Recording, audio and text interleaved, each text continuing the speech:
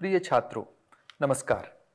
मैं डॉक्टर अरुण कुमार देशमुख, प्रबंध शास्त्र संस्थान काशी हिंदू विश्वविद्यालय वाराणसी से आपके लिए लेकर आए हैं dynamics of business environment and legal framework, अर्थात व्यवसायिक पर्यावरण और कानूनी ढांचे की गतिशीलता। कोर्स के आज के व्याख्यान में हम पंचम पड़ाव पर हैं, जिसमें हम बात करने जा रहे हैं विषय पर जिसमें हम कह रहे थे ग्लोबल एनवायरनमेंट की चर्चा कर रहे थे। ग्लोबल एनवायरनमेंट अर्थात वैश्विक पर्यावरण की जब हम बात कर रहे थे तो इसमें एक महत्वपूर्ण बिंदु होता है एमएनसीज, मल्टीनेशनल कॉरपोरेशंस। तो मल्टीनेशनल कॉरपोरेशंस ग्लोबलाइजेशन के इस दौर में किस तरह से ऑपरेट करते हैं, ये क्या होते हैं और किन कार्यों को करते हैं, किस तरह से इनकी रणनीति बनती है और किस तरह से ये बाजार को प्रभावित करते हैं और बाजारों से प्रभावित होते हैं। इन विषयों पर संक्षेप में आज हम इस व्याख्यान में चर्चा करने जा रहे हैं। इसमें मूल रूप से हम परिचय प्राप्त करेंगे बहुराष्ट्रीय कंपनियों का। इसके बाद हम इनके कुछ की एस्पेक्ट्स पे बात करेंगे। साथ ही ऐसे कौन से ड्राइवर्स है जो बहुराष्ट्रीय कंपनियों के ग्रोथ के लिए जिम्मेदार है, उनके विकास के लिए जिम्मेदार है। और अंत में हम बात करेंगे एडवांटेजेस एंड डिसएडवांटेजेस की। इन बहुराष्ट्रीय कंपनियों के क्या लाभ है और क्या हानियां हैं। तो आइए इसी क्रम में आगे बढ़ते हैं। सबसे पहले हम इसका परिचय प्राप्त करेंगे, बहुराष्ट्रीय कंपनियां क्या होती हैं। तो बहुराष्ट्रीय कंपनियां, जैसा कि हम इसके नाम से ही समझ सकते हैं कि ऐसी कंपनियां जो कई सारे राष्ट्रों में अपनी उपस्थिति दर्ज करती है और वहां पर अपने उत्पाद और अपनी सेवाओं को ग्राहकों को उपलब्ध कराती है। तो इस तरह की कंपनीज को, इस तरह के व्यवसायों को हम बहुराष्ट्रीय कंपनियों की श्रेणी में आंशिक और शाब्दिक रूप से रख सकते हैं। अब इसको अगर हम तकनीकी रूप से देखें तो वे सारी कंपनियां जो ऑपरेट करती है कई देशों में और उनकी सारी बिजनेस एक्टिविटीज जो है वो इन सब देशों में एक समय पर देखने को मिलती है। ठीक इसी तरह से जब हम बात करते हैं कि जो प्रोसेस ऑफ ग्लोबलाइजेशन है, जिसको हमने समझने का प्रयास किया कि किस तरह से ये जो ग्लोबलाइजेशन की प्रक्रिया है, प्रोसेस ऑफ ग्लोबलाइजेशन हमने समझा कि जब ये होता है तो एक स्तर पर हमने समझने का प्रयास किया कि किस तरह से राष्ट्र या देश ग्लोबल होते हैं, अपने आप को वैश्वीकृत करते हैं। और जब देश वैश्वीकृत होते हैं तो उस देश में ऑपरेट करने वाली सारी कंपनीज भी अनायास ही वैश्वीकृत हो रही होती है। कुछ अपने एडिशनल एफर्ट से वैश्वीकृत होती है और कुछ स्वाभाविक रूप से, नैसर्गिक रूप से भी वैश्वीकृत हो जाती है। तो मूल रूप से जो अपनी एक्स्ट्रा एफर्ट से वैश्वीकृत होती है तो उसका क्रम क्या होता है और किस प्रकार से ये कंपनीज अपने आप को वैश्विक बाजार में स्थापित करती है, उन विषयों पर हम शनै शनै प्रयास करेंगे। तो जब हम लेवल्स की बात करते हैं कि जो बहुराष्ट्रीय कंपनियां हैं उनके कुछ स्तर होते हैं, तो अलग अलग स्तरों पर वे अलग अलग तरीके से अपने रणनीतियों को बनाती है। संक्षेप में हमने इसको पिछले व्याख्यान में भी समझने का प्रयास किया। इसको हम संक्षेप में यहाँ पर भी देखेंगे। तो सबसे पहले जो स्टेप है, जो पहला जो स्तर है वह है इंटरनेशनल कंपनी का, कि जब कोई कंपनी अपना पहला कदम विदेशी बाजार में रखने जाती है तो एक साथ वो कई सारे देशों में प्रवेश करने की बजाय अपनी तैयारी को परखने के लिए कि वे हम कितना सज्ज है, कितना तत्पर है विदेशी ग्राहकों की आवश्यकताओं को समझने के लिए और उनको पूरा करने के लिए, तो अपने आप को वे अंतर्राष्ट्रीय कहलाना चाहती है। तो इसलिए वे एक या दो देशों की यात्रा को प्रारंभ करती है और इस प्रक्रिया में मूल रूप से या तो जैसे हमने अलग अलग मोड्स ऑफ एंट्री पे चर्चा की कि इनडायरेक्ट एक्सपोर्टिंग होता है, डायरेक्ट एक्सपोर्टिंग होता है और लाइसेंसिंग, फ्रेंचाइजिंग होता है। तो इस तरह के कम या मॉडरेट रिस्क और रिटर्न वाले जो मोड ऑफ एंट्री है उनको लेते हुए कंपनीज अपना पहला कदम अंतर्राष्ट्रीय बाजार में रखती है और उसके साथ ही उन बाजारों को समझने का प्रयास करती है। और समझने की इस प्रक्रिया में, जैसा कि हम बात कर चुके हैं, उनका जो फोकस होता है, ओरिएंटेशन होता है, वो स्वकेंद्रित होता है, आत्मकेंद्रित सा होता है, जिसको हम एथनोसेंट्रिक ओरिएंटेशन कह सकते हैं कि किस तरह से हमारे डोमेस्टिक मार्केट में हम अपनी उत्पाद या सेवाओं को दे रहे हैं, लगभग उसी का विस्तार विदेशी बाजार में कर रहे होते हैं। ठीक इसी तरह से जब हम आगे बढ़ते हैं तो दूसरे स्तर पर कंपनी, जिसको हम बहुराष्ट्रीय कंपनी या मल्टीनेशनल कंपनी कह सकते हैं, जैसे ही एक या दो देशों को अपनी सेवाएं या उत्पाद देना प्रारंभ करती है तो उसकी समझ वैश्विक बाजार की बढ़ने लगती है, और बढ़ती हुई उस समझ के साथ उनको लगता है कि हमें और विस्तार करना चाहिए, तो एक से अनेक देशों में हमें प्रवेश करना चाहिए। तो जब ये एक से अनेक होने का भाव उनके पास आता है तो कहीं ना कहीं ये भाव ही उन्हें बहुराष्ट्रीय कंपनी के रूप में आगे बढ़ने में सहायक होता है। तो यहाँ पर मूल रूप से बहुराष्ट्रीय कंपनियां जो वहाँ अलग अलग देशों के कस्टमर्स की स्पेसिफिक आवश्यकताएं है, विशिष्ट आवश्यकताएं है, उनको देखते हुए वहाँ अपने प्रोडक्ट को डिजाइन करती है, उत्पादों को बनाती है, कीमतों को निर्धारित करती है, अपने वितरण रणनीतियों को बनाती है, और अंत में जो प्रमोशनल स्ट्रेटजीज है उन पे काम करती है।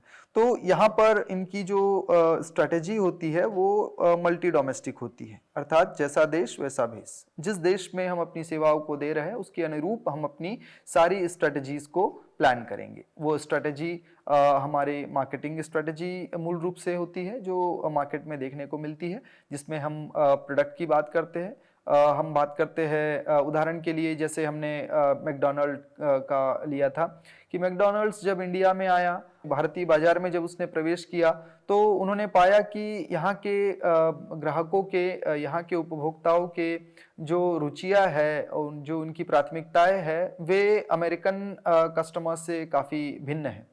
तो इस भिन्नता को ध्यान में रखते हुए यहाँ पर जिस मेन्यू के साथ वो बाजार में प्रवेश किया है वो मेन्यू अमेरिकन मेन्यू से कुछ भिन्न था।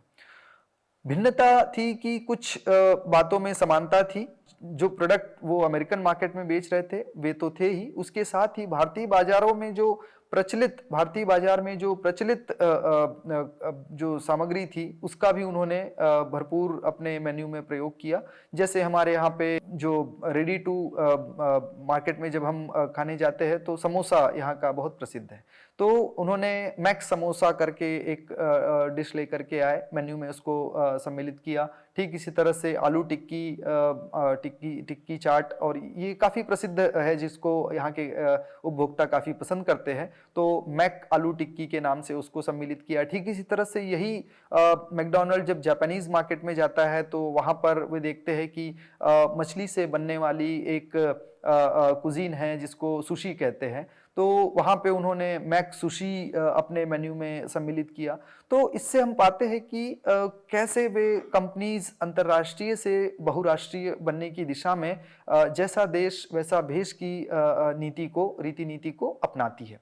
तो मूल रूप से ये उदाहरण हमें ये बताता है कि किस तरह से कंपनीज इंटरनेशनल से मल्टीनेशनल की तरफ कदम बढ़ाती है। अपने आप को मल्टीनेशनल कहलाने के लिए उनको वहाँ के अनुरूप स्वयं को ढालना होता है, अनुकूलन करना होता है। तो इससे हम समझ सकते हैं कि किस तरह से उन्होंने अपने प्रोडक्ट को बदला। ठीक इसी तरह से अगर किसी देश में क्रय क्षमता की कमी है तो अपने उत्पाद जिनको हम बेच रहे हैं उनकी कीमतों को भी वहाँ की ज़रूरतों और वहाँ की आवश्यकताओं के अनुरूप निर्धारित करना होगा, या हम कई प्रोडक्ट लाइंस लेकर के चल सकते हैं।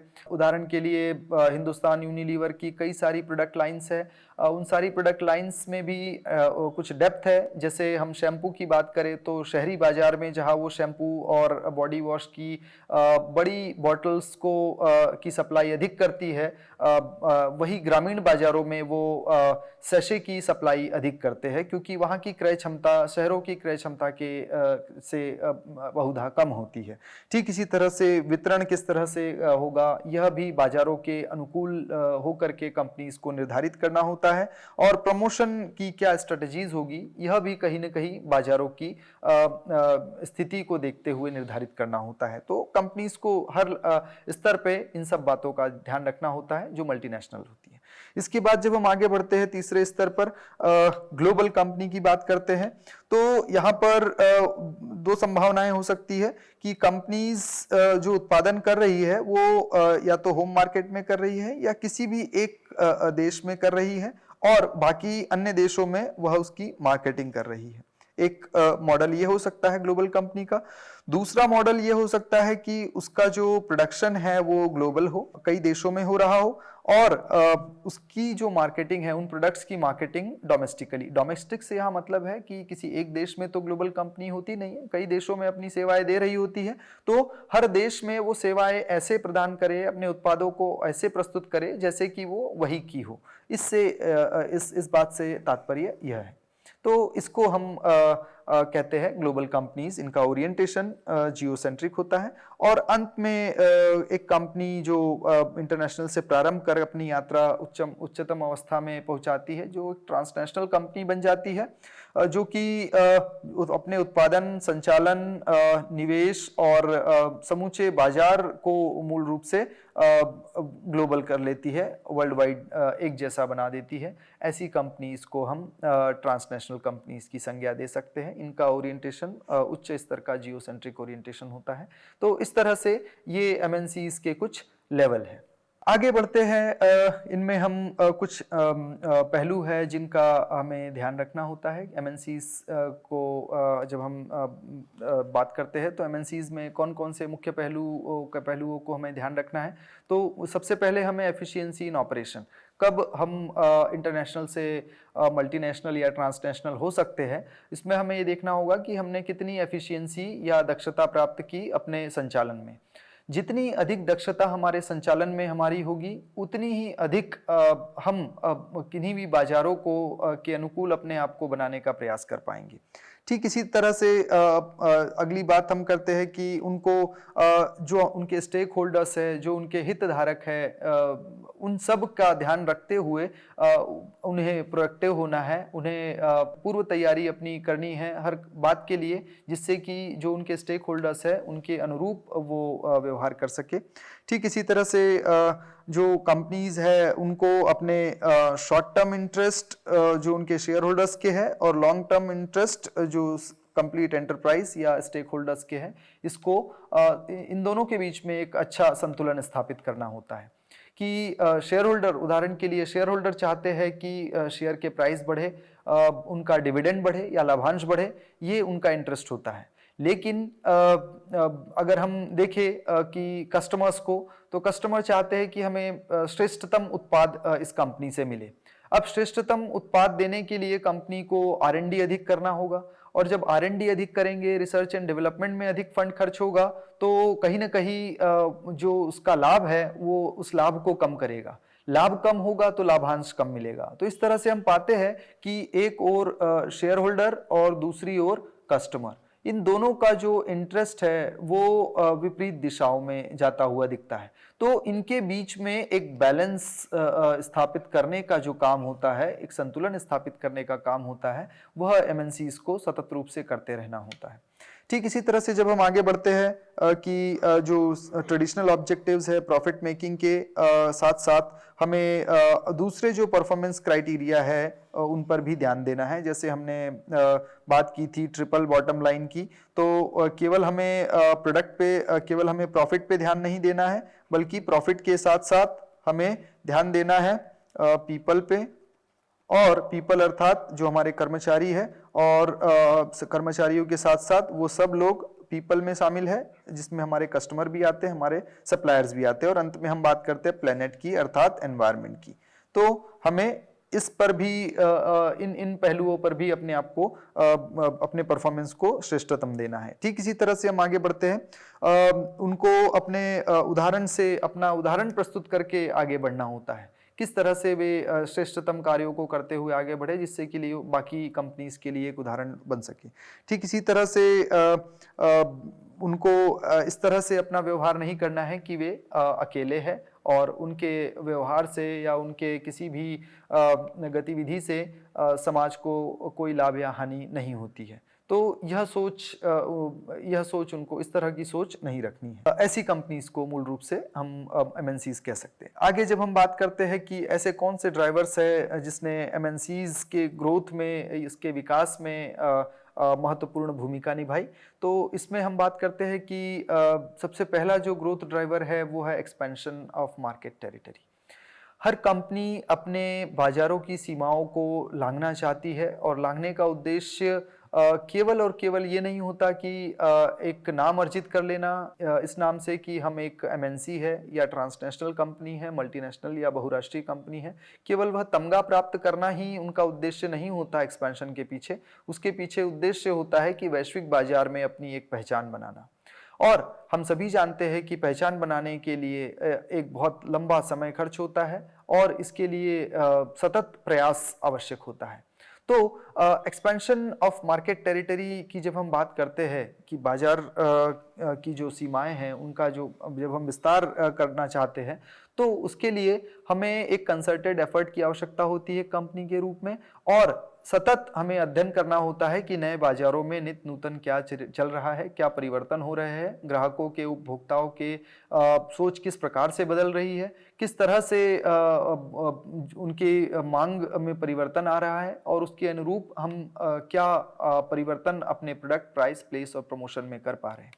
ठीक इसी तरह से जब हम आगे बढ़ते हैं कि मार्केट सुपीरियरिटी की बात करते हैं, तो मार्केट में एक सुपीरियरिटी गेन करने के लिए कंपनीज एक उद्देश्य ये भी होता है जो उनको ड्राइव करता है कि विदेशी बाजार में हमें जाना होगा। जो उनको सुपीरियर बनाता है उन कंपनीज से जो घरेलू बाजार में ही अपनी उपस्थिति दर्ज किए हुए हैं, और वहीं पर उनकी भौगोलिक सीमाएं समाप्त होती है, तो वह अपने दायरे को बढ़ा रही होती है। इसके बाद हम बात करते हैं फाइनेंशियल सुपीरियरिटीज की। निस्संदेह जो कंपनीज भौगोलिक सीमाओं को लांघकर बाहर जाती है, हर कंपनी लाभ कमाए ये आवश्यक नहीं है, लेकिन जब वो भौगोलिक सीमाएं लांघकर अपने कस्टमर बेस को बढ़ाती है, तो निस्संदेह अधिकांश कंपनीज अधिक प्रॉफिट या अधिक लाभ उन ऑपरेशन से कमाती है, और उस लाभप्रद स्थिति की वजह से वह फाइनेंशियली या वित्तीय रूप से अन्य कंपनीज की तुलना में काफ़ी अच्छी स्थिति में होती है। इसी तरह से हम बात करते हैं कि उनके पास एक टेक्नोलॉजिकल प्रोग्रेस होता है। कई बार देखा जाता है, कहा जाता है कि विकसित देश विकासशील और अविकसित देशों की तुलना में लगभग 100 वर्षों का अंतर है। तो एक विकसित देश और एक अविकसित देश अगर लिया जाए, तो उनके विकास के क्रम में 100 वर्षों के अंतर से तात्पर्य यह है कि जो विकसित देश ने लगभग 100 वर्ष पहले अपने लिए कार्य किए, वह कार्य आज अविकसित देश अपने लिए करता पाया जाता है। तो जब इस तरह की स्थिति है, तो निस्संदेह किसी अविकसित देश में पाई जाने वाली कोई कंपनी जब विकसित देश में कदम रखती है, तो वहां पर उसके प्रगतिशील होने के पीछे टेक्नोलॉजी का बहुत बड़ा रोल है। तो वो सारी टेक्नोलॉजी जो उस विकसित देश में पाई जाती है, उन सारी टेक्नोलॉजी का, प्रौद्योगिकी का उपयोग वह भी करती है, और उस उपयोग से वह सतत शिक्षा ग्रहण करती है, सतत सीखती है, आगे बढ़ती है, और साथ ही साथ अपने लिए एक नए अवसर को तैयार करती है, और फिर उसी टेक्नोलॉजी को वो अपने होम मार्केट में लेकर के आती है, अन्य बाजारों में लेकर के जाते हैं, और उससे वे लाभान्वित होते हैं। तो इस तरह से वे एक टेक्नोलॉजिकल प्रोग्रेस को प्राप्त करते हैं। आगे हम बढ़ते हैं प्रोडक्ट इनोवेशन की। तो जैसा कि हमने कहा, जब विदेशी बाजारों में जाते हैं, वहाँ के कस्टमर्स के अलग अलग टेस्ट और प्रेफरेंसेस का अध्ययन करते हैं, R&D करते हैं, तो कहीं ना कहीं जो वर्तमान में उपलब्ध उत्पाद है, उनमें जो कई बार परिवर्तन आमूलचूल होता है, कई बार यह परिवर्तन छोटा हो सकता है। उदाहरण के लिए, जब स्वैच नामक वाटर प्यूरिफायर इसको अफ्रीकन मार्केट में लॉन्च किया गया, तो उसे एक इनोवेशन के तौर पे प्रस्तुत किया गया। इनोवेशन के तौर पे इसलिए प्रस्तुत किया गया क्योंकि वहाँ पर क्रय क्षमता जो ग्राहकों की थी अफ्रीकन मार्केट में, वो अपेक्षाकृत जो विकसित देशों या विकासशील देशों की तुलना में भी बहुत कम थी। तो वहाँ के अनुरूप चूंकि वाटर की क्वालिटी बहुत ज़्यादा तेज़ी से खराब हो रही थी, तो उस स्थिति में उपलब्ध जो साधन थे वह इतने एक्सपेंसिव थे, वह इतने कॉस्टली थे कि वहाँ के ग्राहकों के लिए उनको खरीदना लगभग कठिन सा था। तो जब स्वैच को लॉन्च किया गया तो वह इतना सस्ता और कारगर सिद्ध हुआ कि अधिक से अधिक लोगों ने उसको पसंद किया और खरीदना चाहा। ठीक इसी तरह से हम बात करते हैं अन्य टेक्नोलॉजिकल प्रोडक्ट्स की कि किस तरह से भारत में टेलीकम्युनिकेशन के क्षेत्र में क्रांति को हमने देखा कि हमारे एक धीरू भाई अंबानी एक बड़े बिजनेसमैन हुए हैं। उन्होंने सपना देखा था कि हम पोस्ट कार्ड को रिप्लेस करके सबके हाथ में फ़ोन देंगे। तो वो आज उनका जो विज़न था वो आज भी जीवित है। व्यक्ति के रूप में वे जीवित नहीं है, लेकिन उनका विजन आज भी जीवित है।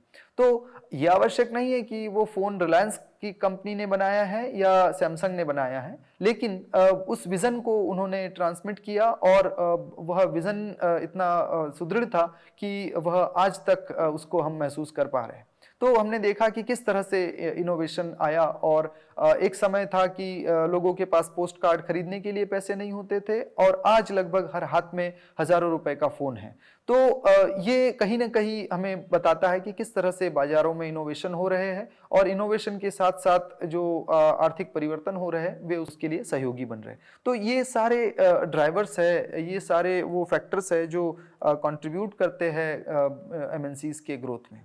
अब जब एमएनसीज स्थापित होती है तो इनसे संबंधित कुछ चुनौतियां भी होती है। उन चुनौतियों में सबसे पहली चुनौती होती है कि जो होस्ट कंट्री है वहाँ के ट्रेंड्स और जो वहाँ की घटनाएं हैं उनके अनुरूप स्वयं को ढालना, उनके साथ अनुकूलन करना, तो ये एक बड़ी चुनौती होती है। जैसा कि हमने उदाहरण दिया था कि चीन में रेडमी ने जब अपना नोट 4 लॉन्च किया तो वहाँ पे उन्होंने नोट 4 लॉन्च करने की बजाय नोट 3 के बाद सीधे नोट 5 लॉन्च किया। उदाहरण हमने इसलिए दिया था कि वहाँ पर 4 को एक अशुभ संख्या माना जाता है, तो नोट 4 को उन्होंने चाइनीज मार्केट में लॉन्च न करके भारतीय और अन्य बाजारों में यथावत लॉन्च किया। तो वहाँ के ट्रेंड्स और वहाँ के इवेंट्स को देखते हुए उसके अनुरूप उन्होंने कार्य किया। ठीक इसी तरह से जब हम बात करते हैं अगले चुनौती की, तो हम बात करते हैं accountability to the larger society.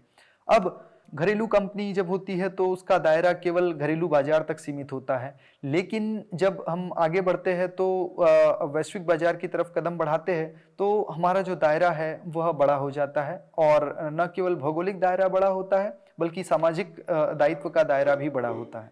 तो इस बढ़ते दायरे के साथ कंपनीज को भी कदमताल करना होता है और इस कदमताल की प्रक्रिया में उन्हें कुछ निवेश भी करने होते हैं, तो ये एक अन्य चुनौती के रूप में हमारे समक्ष उपस्थित होता है। ठीक इसी तरह से हम बात करते हैं प्रमोटिंग फ्री मार्केट को प्रमोट करने की बात करता है और डोमेस्टिक इंडस्ट्री को प्रोटेक्ट करने की बात करता है। तो हर बाजार में कुछ न कुछ विशिष्टताएं होती है और हम पाते हैं कि जब एमएनसीज, विदेशी एमएनसीज जब हमारे देश में प्रवेश करती है, उदाहरण के रूप में हमने 17वीं शताब्दी में ईस्ट इंडिया कंपनी के बारे में सुना था कि किस तरह से वह एक मल्टीनेशनल कंपनी बनने के उद्देश्य से पूरे विश्व में उसने अपना विस्तार किया और भारत में प्रवेश किया। तो जब वो ईस्ट इंडिया कंपनी भारत में आई तो उसने न केवल व्यवसाय किया बल्कि समूचे भारत पर अपना शासन और आधिपत्य स्थापित कर लिया। तो मूल रूप से ये एक भय का भाव भी लोगों के मन में होता है एमएनसीज को लेके कि क्या कोई एमएनसी इतनी बड़ी तो नहीं हो जाएगी कि वे पूरे देश पर अपना नियंत्रण करने लगे। तो ऐसी स्थिति में सरकार वहां पर अपना हस्तक्षेप करती है और डोमेस्टिक इंडस्ट्री को प्रोटेक्ट करने के लिए कुछ पॉलिसीज बनाती है और साथ ही साथ फ्री मार्केट और फ्री ट्रेड को भी प्रमोट करना इनके सामने एक बड़ी चुनौती बन जाती है। ठीक इसी तरह से हम बात करते हैं एनवायरनमेंट प्रोटेक्शन की। जैसा कि हमने बात की कि आज की तारीख में केवल लाभ कमाकर कोई भी कंपनी लंबे समय तक व्यवसाय में अपने आप को नहीं रख सकती, बल्कि इन्हें पर्यावरण पर भी अपना ध्यान देना है और इसलिए भी देना है क्योंकि यही वो पर्यावरण है, यही वो प्राकृतिक पर्यावरण है जिसकी वजह से आज हमारी उपस्थिति इस धरती पर संभव हो सकी है। तो हमारा कर्तव्य है, अर्थात हमारी कंपनी का कर्तव्य है कि हम उसका भी वैसे ही ध्यान रखें जैसे हम अन्य बातों का ध्यान रखते हैं। ये कुछ चुनौतियां हैं। अब किस तरह से हेडक्वार्टर और सब्सिडरीज में एमएनसीज संबंध स्थापित करती है, उनके बीच में संबंध कैसे होते हैं? तो मूल रूप से यहाँ पर हम बात करते हैं रिसोर्स शेयरिंग की। उनके बीच में जो संसाधनों की साझेदारी होती है उस पे प्रकाश डालते हैं। तो वहाँ पर संसाधनों की साझेदारी अलग अलग रूप में हो सकती है। एक संसाधन हम बात करते हैं मानव संसाधन की, मानव संसाधन के साथ साथ हम बात करते हैं अन्य रिसोर्सेज की, जिसमें असेट्स आ जाते हैं, जिसमें उत्पाद जो एक देश में बन रहे हैं उन्हीं उत्पादों को जब हम मल्टीनेशनल के रूप में दूसरे देशों में लेकर के जाते हैं।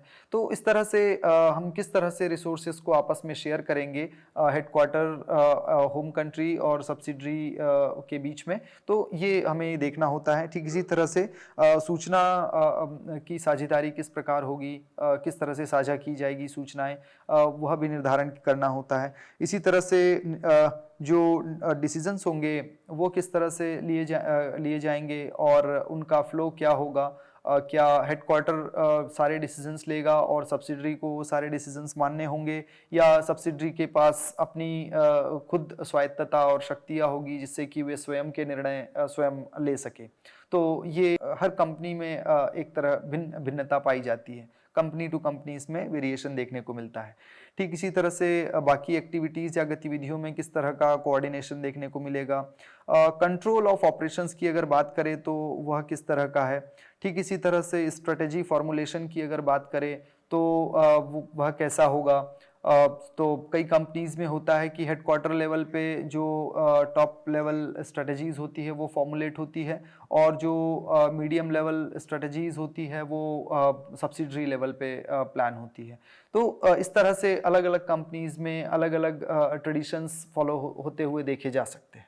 अब इन एमएनसीज के कुछ लाभ और कुछ हानियाँ, जैसा कि हम सभी जानते हैं कि हम किसी भी पहलू को लेते हैं, किसी भी सिक्के को लेते हैं तो उसके दो पहलू होते हैं। तो उसी तरह से जब हम किसी भी अवधारणा की बात करते हैं तो उससे कुछ लाभ भी हो सकते हैं, उससे कुछ हानियां भी हो सकती है। तो पहले हम लाभों की चर्चा करेंगे। तो मूल रूप से एमएनसीज के लाभों की जब हम बात करते हैं तो ये वर्ल्ड वाइड मार्केट में हमें एक प्रवेश प्रदान करती है। ठीक इसी तरह से कैपिटल इन्वेस्टमेंट के जो सर्वश्रेष्ठ साधन हो सकते हैं उस तक हमें पहुंचाती है। जो टेक्नोलॉजी है उसके विस्तार में इसका बड़ा योगदान होता है। ठीक इसी तरह से जो लोकल सप्लायर है उनकी तलाश एमएनसीज बहुत अच्छे से कर पाती है। ठीक इसी तरह से एम्प्लॉयमेंट जनरेशन की अगर बात करें तो हमने देखा कि 90 के दशक से पहले और आज की स्थिति में तो यदि यही जनसंख्या 1990 से पहले भारत की रही होती तो कहीं ना कहीं हमारे पास देने के लिए रोजगारों की सर्वथा उसका अभाव होता, क्योंकि हमारे पास इतनी कंपनीज नहीं थी, इतने अवसर नहीं थे जहां पर हम उन सबको रोजगार दे पाते। तो एम्प्लॉयमेंट जनरेशन का भी कार्य एमएनसीज करती है। ठीक इसी तरह से मैनेजरियल टैलेंट तक पहुंचने में सहायता करती है, नए प्रोडक्ट कस्टमर्स तक पहुंचाने में मददगार होती है, और lower cost of product and better products. Competition अधिक होता है और उस कंपटीशन की वजह से वे एक अच्छा उत्पाद बनाना चाहती है और अच्छा उत्पाद कम लागत पर बनाना चाहती है। तो ये इस तरह से एमएनसीज का कंपटीशन कहीं ना कहीं बाजार को प्रभावित करता है सकारात्मक रूप से। अब हम बात करें कि कुछ नकारात्मक पहलू भी है जिसको नकारा नहीं जा सकता। तो एमएनसीज कई बार नेशनल सॉवरेनिटी या फिर राष्ट्रीय संप्रभुता पर भी प्रश्न चिन्ह लगाती है। जैसा कि हमने ईस्ट इंडिया कंपनी के बारे में बात की कि वह एक ऐसी कंपनी सिद्ध हुई जिसकी वजह से भारत ही नहीं बल्कि विश्व के कई देशों की राष्ट्रीय संप्रभुता खतरे में आ गई। तो इस तरह से एमएनसीज अपना आकार बढ़ाते हुए कई बार कई देशों के बजट के बराबर उसका प्रॉफिट मार्जिन देखने को मिलता है। तो वहाँ की संप्रभुता पर भी वह एक खतरा बन सकती है। तो ये एक इसका नकारात्मक पहलू है। आगे हम बात करते हैं prioritise political interest of the home nation.